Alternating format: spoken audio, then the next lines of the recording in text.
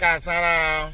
EFCC DG mo gbọ́dọ̀ pé ẹ wá sí ìlú wa lánàá ẹ wá kó over 200 yahoo boys náà ẹ kú iṣẹ́ ribiribi náà àmọ́ iṣẹ́ burúkú lẹ̀ wá ṣe o lóòótọ́ mi ò support yahoo illegal yín ní Nàìjíríà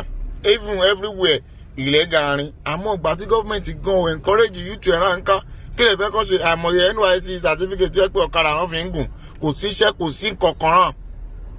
tí gọ́ọ̀mẹ̀ntì ò bá kì í ṣe olè tí wọ́n bá encourage olè ẹ lè rí kí yahoo pọ̀ tó yìí ní Nàìjíríà láíláí gọ́ọ̀mẹ̀ntì gbọ̀ngbọ̀ngbọ̀n original yahoo ni wọ́n àwọn ní píkà àwọn ní miduma àwọn tún ní client kí lè wọ́n fẹ́ káwọn yóò tún rà ṣe ok Boko Haram ṣe ó pààyàn rà ẹni repentant Boko Haram bandit repentant bandit esme repentant esme eléyìí náà repentant yahoo ni our government is so bad àìmọye àwọn yahoo àgbàlagbà tó wà ní National Assembly ìgbà kan náà ní Ọ̀tẹ́dọ́lá tó gbé owó fún sẹ́nitọ̀ kan báyìí sẹ́nitọ̀ Lawan ṣé EFCC ò ríran ń gbà àbí wọ́n wà ní holiday Ganduje Gandola tó wà ní Kano EFCC wà ní strike ìgbà tí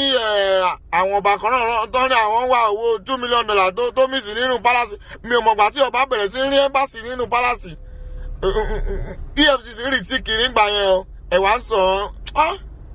everybody are just ẹjọ́ ọ̀rọ̀ ní sùúrù ìrìn yahoo da àmọ́ ẹ̀yin boys náà ẹjọ́ tó má ti gbé yín lọ́kọ́ to repentant yahoo rìn yín wọ́n lè fi yín lẹ̀ kíjọba náà pèsè ìṣẹ́ràn fún yín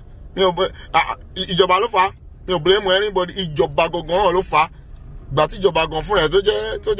tó jẹ́ fraud ni anywhere tó bá ti gbọ́ Nigerian government báyìí fraud ló wà ń bẹ̀ àwàlẹ̀ Amẹ́ríkà àfẹ́rì ní passport